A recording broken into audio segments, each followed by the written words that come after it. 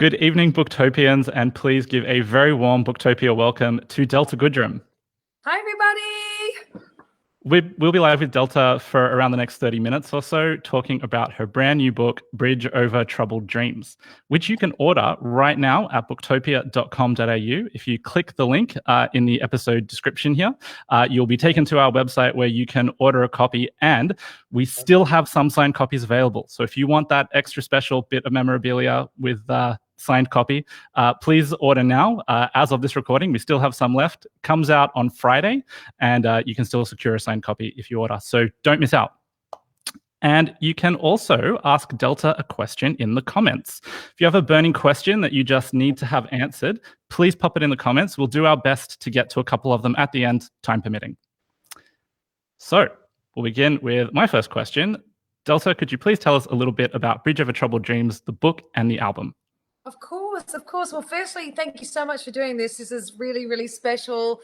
I love all my wonderful tribe out there, and then obviously getting to know all the Booktopians and all the fam there. And I'm very, very, very honored in this moment to be able to have my first book, which really makes perfect sense with the album. It really is this album doesn't exist without the book. The book doesn't exist without this music. It really is shared stories and about going to that next layer, about having that check-in moment where you reflect back on life and have a look about, where are we at? What do I feel? And I think being able to put it into 3 minutes or 4 minutes of a song, but then being able to share in this book the deeper dive and all the different branches to the conversations that make up an individual song is really, really special. So the book definitely goes into depth about every single song. And I'm excited to kind of explore that with you today and talk about it. Can you tell us a little bit about the title and explain why you chose it? Well, it's The Bridge Over Troubled Dreams is a lyric in Keep Climbing. And Keep Climbing was a really important song just for that sort of hopeful feeling and the idea of that no dreams come without their troubles. And it was this idea that you hope that it leads to a bridge over troubled dreams. And maybe when you get there, you realize they're not even that troubled. But what it is trying to say that no dreams come without no dreams have an expiry date.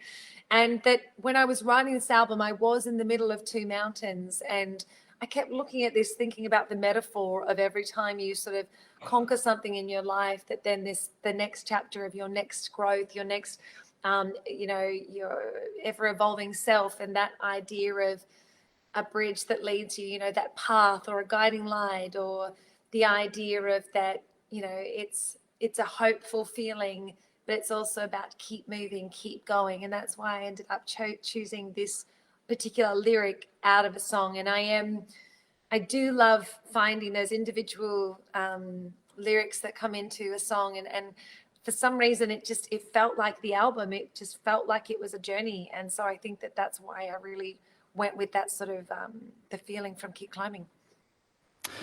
In the book, you talk about your previous albums as being snapshots of times in your life, whereas this one is more of a collection of those snapshots.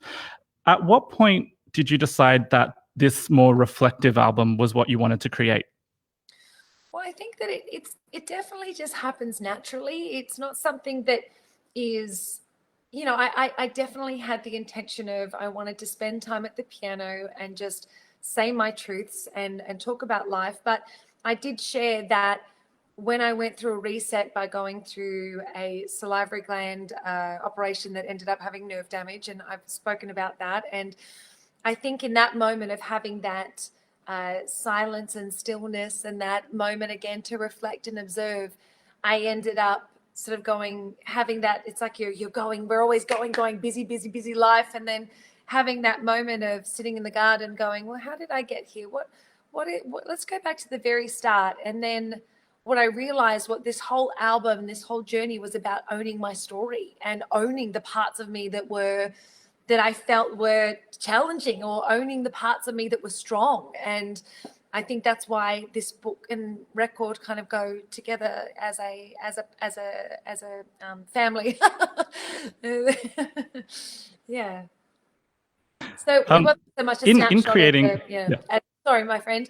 It wasn't so much a snapshot of the last couple of like chapters. Normally, when I write an album, I know a lot of my friends who are on here right now know this about me. I tend to want to talk about what's happening in the moment, but this was definitely a collective feeling of, okay, you know, and this is, yeah, it was less of a snapshot, but plenty of snapshots because there's lots of pictures in here as well. Yeah, that's worth mentioning. It's a gorgeous book. It's full of amazing pictures. In creating Bridge Over Troubled Dreams, you mentioned that you've learned more about album production on this project than you have in the past 10 years of producing music. Can you tell us why that is and why this was a learning process for you? Yeah, it's a great question because it really is. I've always had my fingerprints, my toe prints, every print of my heart and soul on every single album I've ever made, and they have reflected exactly. They're no less authentic in any moment, and that's what I always share with people. It's like those albums mean everything to me. Like when I think of Wings of the Wild, I think of how much that record meant to me, and this is the same. It's that the production and what I learned, I really do stand by that. I learned more in this chapter than I had in years and years, and that's because it was a little bit less. There was just going back to that the live instrument landscape, and that means that it was every single giving the musicians like air in the room to be able to breathe on the actual track. And I think that there was a part of me that just if I hadn't have learnt the things in creating this record, I don't think I would have even known what to do in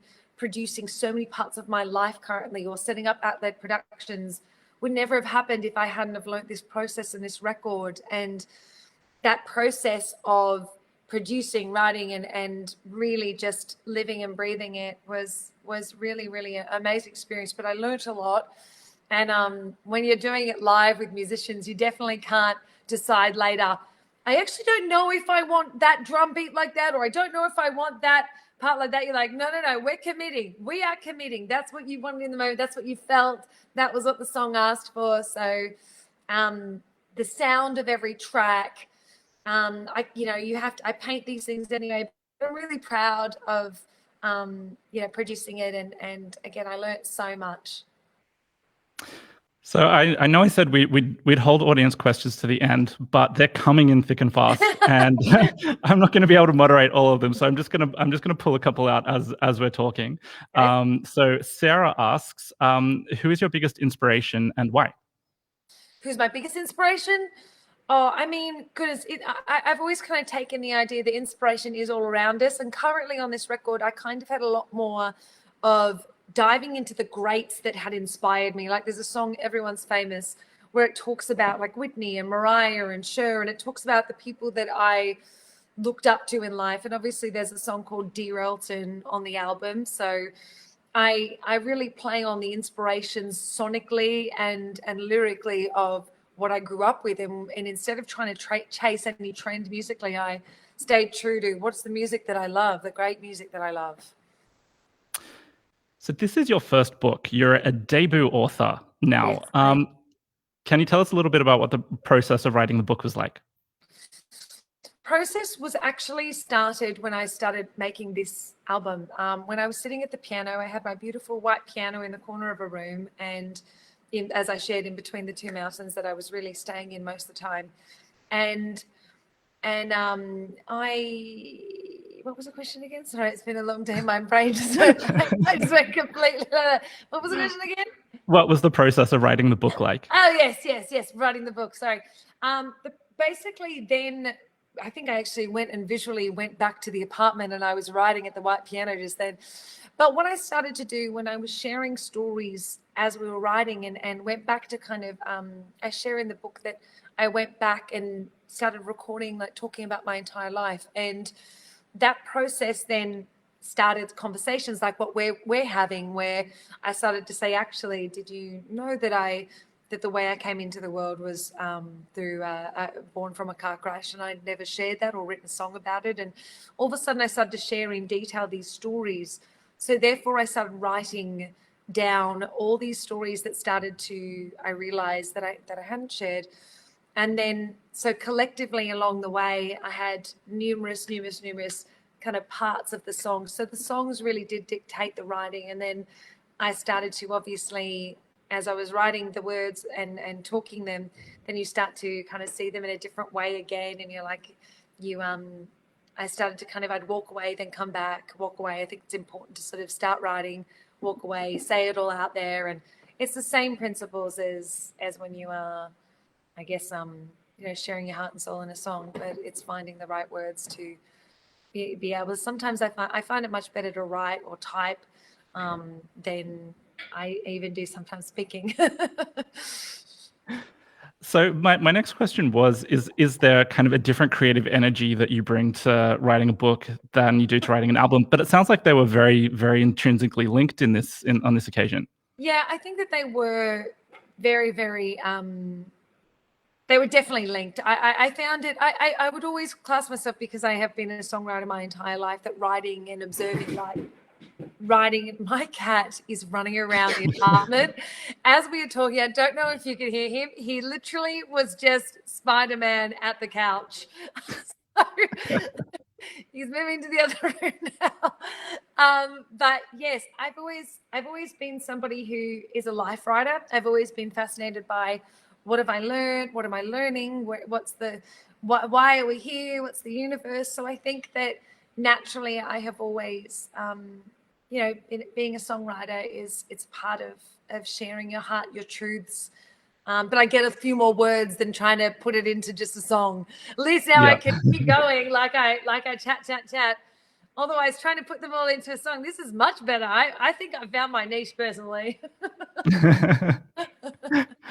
Another question that's come through that I wanted to ask, I think it's a good one, is Marinda asks, which song on the album took the longest to write? And I assumed that because you were writing life stories and a book at the same time, that could be a very interesting question. What song took the longest to write? Well, I have to say I did rewrite lyrics a couple times. I did rewrite Paralyzed's lyrics a few times, because I would get literal and then I would go metaphorical. Then I would come back to being a bit more straightforward. Then I would veer away, because I didn't know at that point if I would ever share why this new music was written and what had happened. But in that respect, there was a few different versions of that. But one of the very first songs written was The Power of a Prayer, which it was called, but then it ended up being called The Power, and that was definitely a little bit, that ended up having a second life, but it didn't take longer, actually. To tell you the honest truth, they weren't overly laborious. I was really thankful. I got with very close kindreds.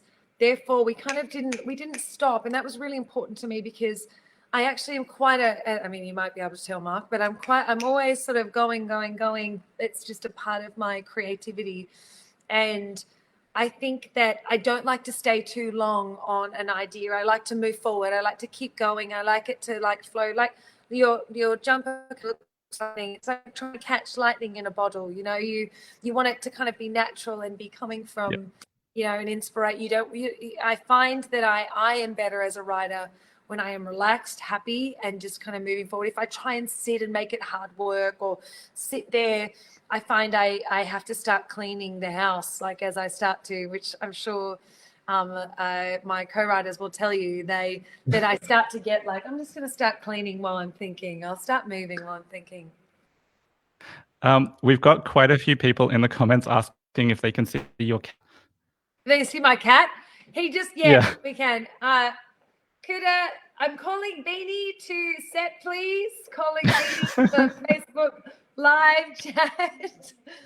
I actually wish I could have turned the camera and you had seen what he was trying to do. He definitely wanted to speak to everybody. So, Beanie! He will make a cameo appearance at some time, Mark. They're trying to catch him now. Now he thinks it's funny. Well, while he's on the way, I might ask my next question, which is that you started in the music industry at a time before Spotify and streaming services, and I guess people bought your first songs as CD singles. And so you've witnessed some very big changes in the music industry. What do you think would be the biggest change you've seen in your career? I mean, without a doubt, from the day I started, the evolution of the music industry it's always going to change. All of our industries are constantly changing, and they have to, because that's technology. It's new eras. It's different, new culture with social media, and I definitely, without a doubt, have. I always think to myself, I wonder what different artists had seen from like the 70s and 80s, and then seeing go from that kind of music. But I can safely say that I'm grateful that the creativity that we have to be able to connect with people, and like what we did with Bunker Down, staying connected to everybody here. He's just sitting here, so thank you. Oh, okay, this Beanie. Have you seen the evolution of different? Hi. Hi, Mark. Hello, Booktopians. Hello, our friends. Yes. I think he's going through a real phase at the moment. This is Beanie.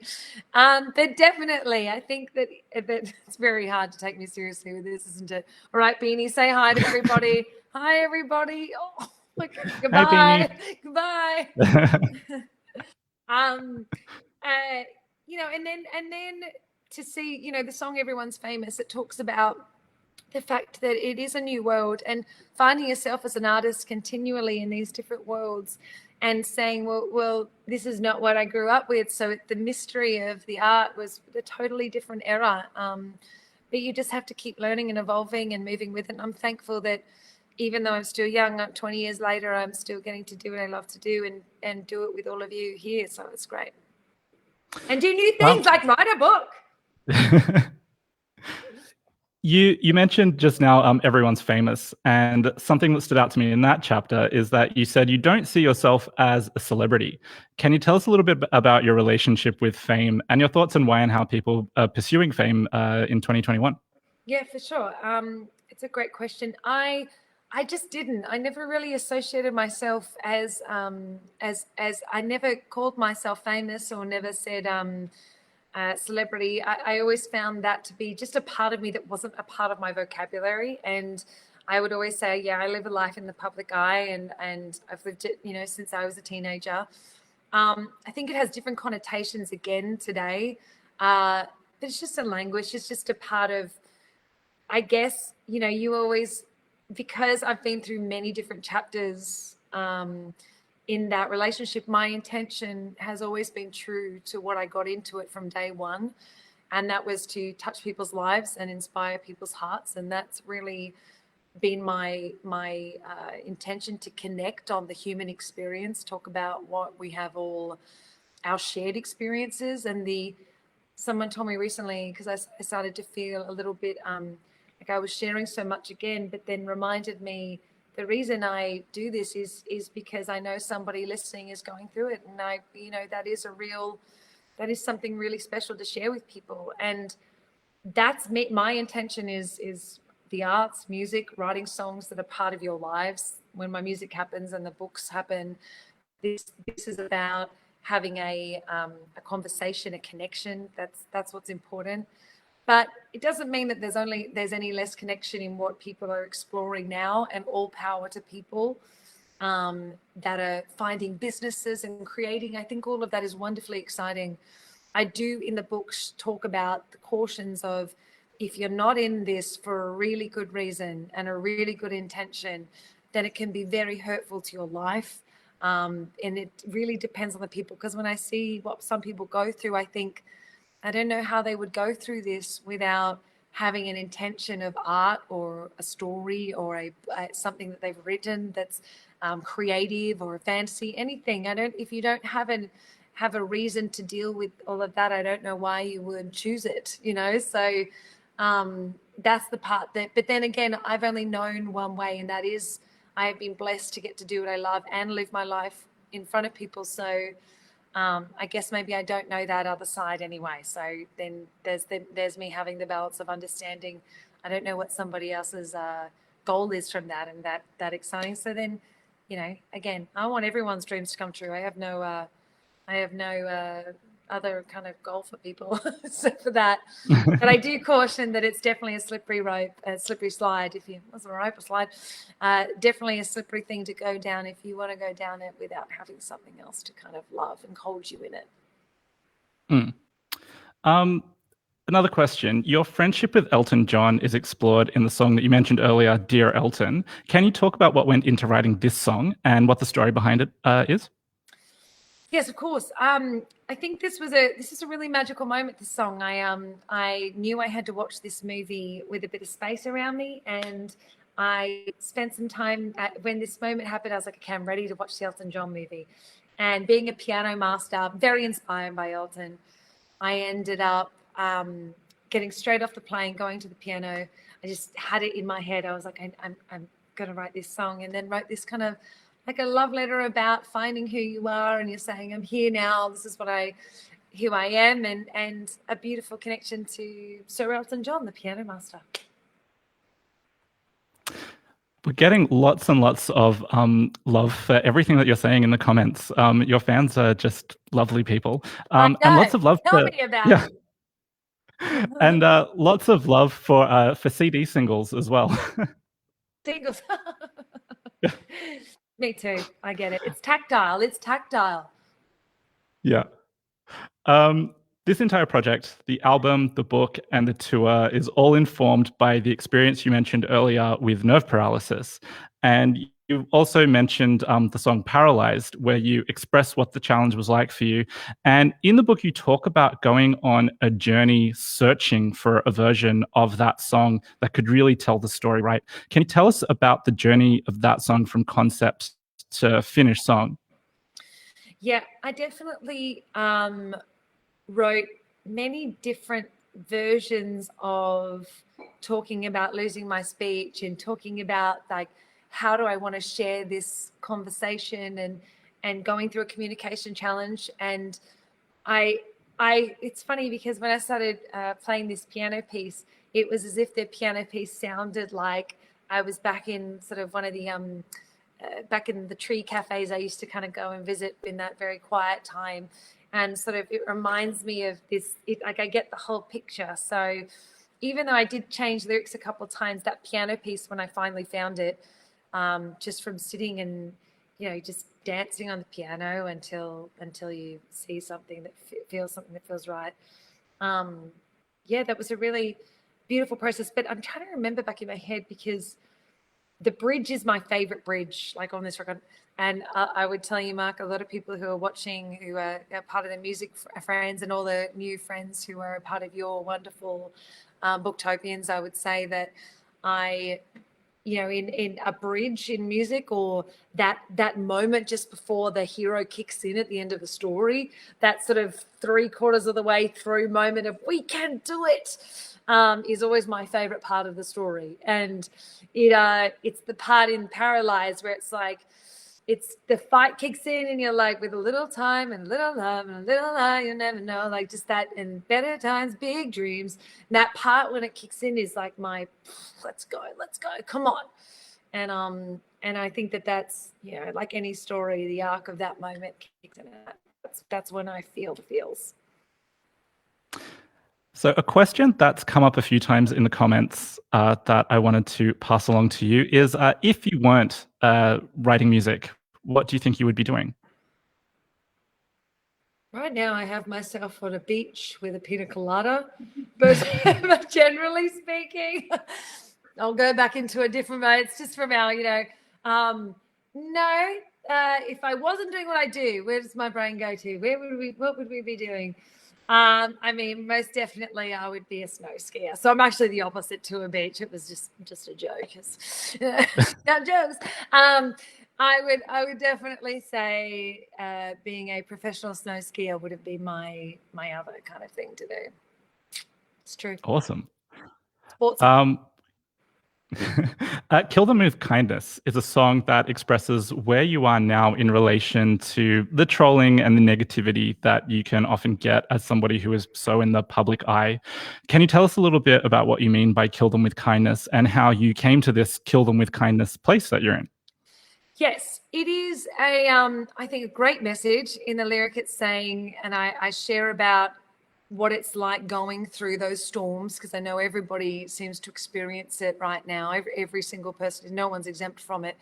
But in my experience of that sort of feeling of if it just keeps going, keep going, then eventually you don't feel it. And I think that the idea of, at the end of the day, you just live life in kindness. And the exact lyrics that says, I believe in peace. And, you know, I love the lyric that says, I don't care if this song's too much. I just don't care. I've had enough.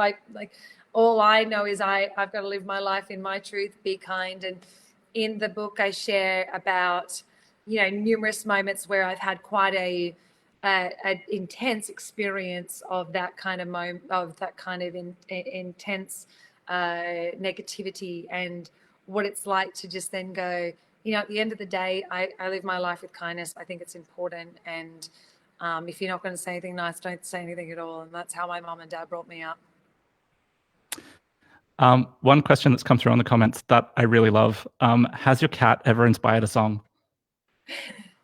I'm not going to lie. I wrote a song for him the other day. And it was something like, shall I sing it or not? It was actually a really good song. It was like, because I was going away on the Port Douglas trip that I got to go, which I was very lucky. Little adventure over here, I'll tell you that. Crocs and all sorts. No, it was so awesome. What was the song here? Goodbye, Beanie. Goodbye. Oh, gosh, what's the melody? Goodbye, goodbye, Beanie.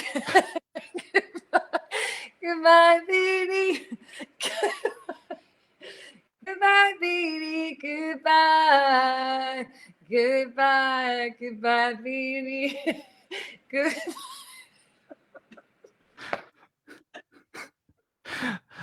Now your publisher is going to have to add an extra chapter to the book.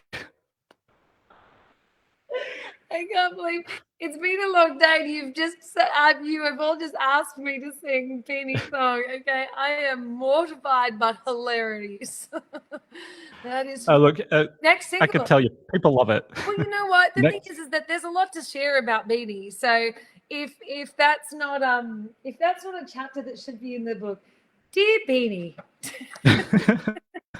Today I wrote you a song. I was heading on an adventure to see crocodiles, mud crabs, and sharks, reef sharks that I swam in. And luckily, it's okay. We'd say, hello, Beanie, when we get home. The end. Bonus track. Exactly. Not too many recording artists have written songs about their own births. And you mentioned before the song Crash. Can you tell us a little bit about the story behind that song? Of course. The story behind Crash is talking about coming into the world. And I realized that it's funny because you think to yourself, well, why wasn't there ever a song? Why didn't I ever write a song about this? And sort of been sitting and going back to the very beginning. I love the lyrics so much in this. And, you know, in the book, kind of diving into, I checked in with Mum and made sure we talked it out and made sure that, because when your parents tell you their story and then you have it in your head for so long, and then I checked in with them, I'm like, is this right? And and they're like, yes. They couldn't believe that I wrote a song about it. And then obviously writing about it, because my parents, I've obviously lived my life in front of everybody, but you know, my beautiful parents, none of them chose to do music, but they choose to support my music and be a part of it. So sharing their story was important, that they felt comfortable as well. So we're almost out of time. I still have a couple of questions that I wanted to ask, but I'm just going to pick my favorites. Yeah, go for it. Because I spoke so much, and we obviously ended with a Beanie song. So please, Mum, tell me what else. All right. The book wraps up with an exploration of the song Play, and it's inspired by something that the writer Alan Watts said about life. What did he say, and why did you connect with it so strongly?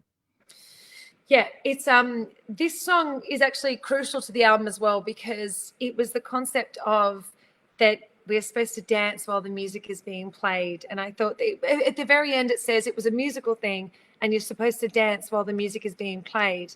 And I just think that's such a wonderful metaphor for life. And the lyric in play and the conversation. Basically, again, I share all these stories in the book, but I got my kindreds, all the people that I had written very dear songs to my heart. You know, Audius, who I wrote Born to Try with, Vince Bazinga, who I've written numerous songs and has been a co-writing friend of mine, DNA, who we wrote Wings with, Matthew, and myself. And so we got together and we ended up sort of just having this conversation about like, what's next on this record? What do you want to achieve? And then Anthony played us this video, and it was saying, you don't work the piano, you play the piano. And I think because I resonate with the playfulness of what this message was saying, but then saying that life was an analogy of music, and then I obviously fell in love with that idea and this ideology. So I was like, oh my God, wait a minute, of course, life is a musical thing. Of course it is. But that's a very emotional track, yeah. Yeah. I'll just ask one more question and then we'll let you go. You have 9 #1 singles, 6 #1 albums, 12 ARIA awards, a Silver Logie, 3 World Music Awards, legions of fans. You're about to share your latest creations with the book, the album, and the tour with the world. Where do you see Bridge Over Troubled Dreams fitting in your career? And are you off for a well-earned break after this, or straight back into the creative process? No rest for the wicked. No. I've got too many ideas. I've got to do my tour at the end of the year. I'm already starting to pull all this together. You wait till you see some of those book quotes up there. That's all the exciting parts as well. But no, you know, this book is another era of life that we're sharing, another moment of, you know, another moment of music, and it's being true to who I am right this moment and what I'm feeling. And I think that this record feels like the beginning of a very new chapter again. And I hope that it's a wonderful one that people can take home into their hearts, and that when they read the book, that they feel that it's not just my story, it's their story, and there's something in it to take away for them. There's a lesson learned. There's a you know, I'm gonna be cheeky. There's a couple of things in there where it's like, hey, don't do what I've done here. And this is a good idea here. This is the, you know, and I think that's the beauty in, you know, in this messy life that we're all, you know, kind of doing our very best in. Well, on that note, Delta Goodrem, thank you so much for joining us tonight and for talking to us about Bridge Over Troubled Dreams. Delta fans who are watching, thank you so much for joining us here at Booktopia tonight. And if you do want to place an order for Bridge Over Troubled Dreams, if you haven't got your copy yet, you can do so right now at booktopia.com.au. As I mentioned before, we still have signed copies. Delta was in here signing away a couple of weeks ago. So we still have some of those copies left. Get in quick and you might be able to get one. Thank you so much for tuning in. Thank you so much. Thank you. Bye, everybody. Thanks, Mark. You're amazing. What a great interviewer. Oh, thank you so much. Right. My computer's frozen. I can't press the off button. Oh, that's right. We can just hang out. I'll just do some more cat songs, shall I? Yeah. This is okay. Sing more of the cat song while I try. Here we go. We're getting there slowly. I don't know if I press it. If I say, are you sure?